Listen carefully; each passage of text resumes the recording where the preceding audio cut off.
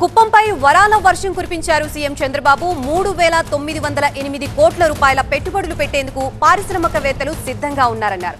డిసెంబర్లో ఎయిర్పోర్టు నిర్మాణం మొదలు పెడతామన్నారు. అలాగే బెంగళూరుకి గంటన్నరలో వెళ్లేలా రోడ్ల నిర్మాణం చేపడతామన్నారు.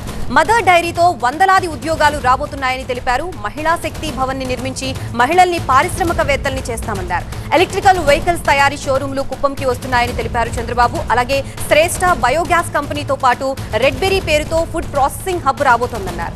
కింగ్స్ వుడ్ పేరుతో ఫైబర్ వుడ్ ఫ్యాక్టరీ కుప్పంకే వస్తుందన్నారు చంద్రబాబు. ఐఫోన్ స్పేర్స్ తయారీ కంపెనీని తీసుకొస్తున్నట్లు వెల్లడించారు.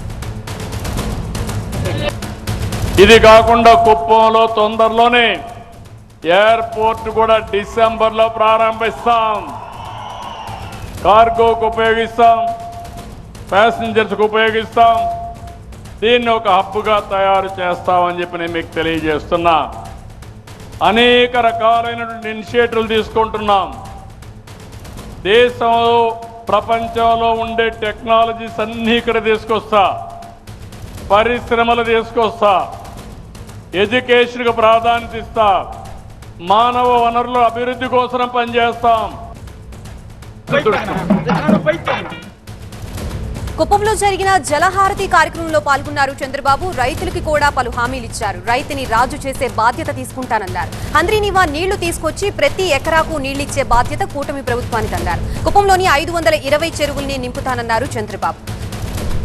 ప్రస్తుతం ఇదే అంశానికి సంబంధించి కుప్పం నుంచి మా ప్రతినిధి రాజు లైవ్ లో సిద్ధంగా ఉన్నారు. రాజు, కుప్పం సభ యొక్క హైలైట్స్ ఏంటి, పూర్తి అప్డేట్స్ చెప్పండి.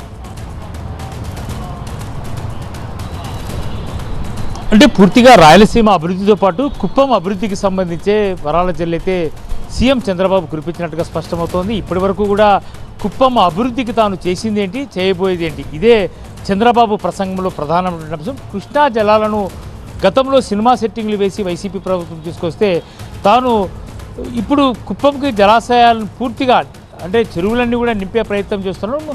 కుప్పం నియోజకవర్గంలో ప్రతి గ్రామంలో ఉండే చెరువును కృష్ణా జలాలతో నింపుతానని చెప్పడంతో పాటు పారిశ్రామిక అభివృద్ధి, ప్రధానంగా వైద్య రంగంలో ఆధునిక వైద్య సహాయాలు అందే విధంగా కుప్పంను అభివృద్ధి చేస్తాను.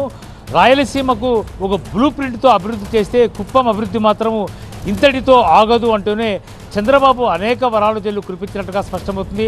ప్రత్యేకించి పారిశ్రామిక అభివృద్ధి, ఉపాధి ఉద్యోగ అవకాశాల కోసము రోజు వలసలు వెళ్తున్నటువంటి బెంగళూరు, మరోవైపు కర్ణాటక ప్రాంతానికి, తమిళనాడు ప్రాంతానికి కుప్పం నియోజకవర్గం నుంచి వేలాది మంది రోజు వెళ్తున్నారు. కాబట్టి ఇది ప్రతిపక్షాలు తనను టార్గెట్ చేస్తూ విమర్శిస్తున్న నేపథ్యంలోనే చంద్రబాబు చాలా క్లారిటీ ఇచ్చారు.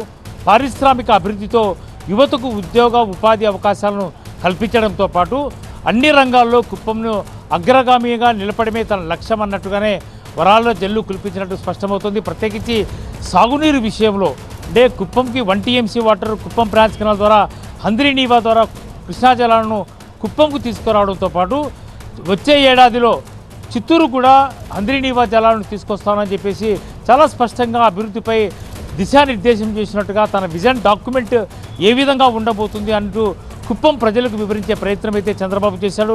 అడుగడుగునా చంద్రబాబుకు నీరాజనం పలికినటువంటి పరిస్థితుల్లోనే ప్రత్యేకించి కార్గో విమానాల రాకపోకలు లాజిస్టిక్ హబ్గానే కుప్పంని మార్చాలి, తద్వారానే ఉద్యోగ ఉపాధి అవకాశాలు ఎక్కువగా మెరుగుపడే అవకాశం ఉంటుందని చంద్రబాబు చాలా స్పష్టంగా చెప్పిన నేపథ్యంలో ఈసారి అభివృద్ధితో పాటు ఉద్యోగ ఉపాధి అవకాశాలు మెరుగుపరచడం, ఐటీ హబ్గా మార్చడం, పారిశ్రామిక రంగంలో కుప్పంను అగ్రగామిగా నిలపడం ద్వారా ఖచ్చితంగా 3 రాష్ట్రాలకు సరిహద్దులో ఉన్నటువంటి కుప్పం అభివృద్ధికి తాను ఎంత ఫోకస్డ్గా పనిచేస్తున్నానని చెప్పే విషయమే చంద్రబాబు చేశాడు. బహిరంగ సభలో కృష్ణా జలాలను హంద్రీనీవా ద్వారా పరమసముద్రంలో విడుదల చేసిన తర్వాత ఎంతో భావోద్వేగంగా చంద్రబాబు మాట్లాడినట్టుగా స్పష్టమవుతోంది. Thank you Raju.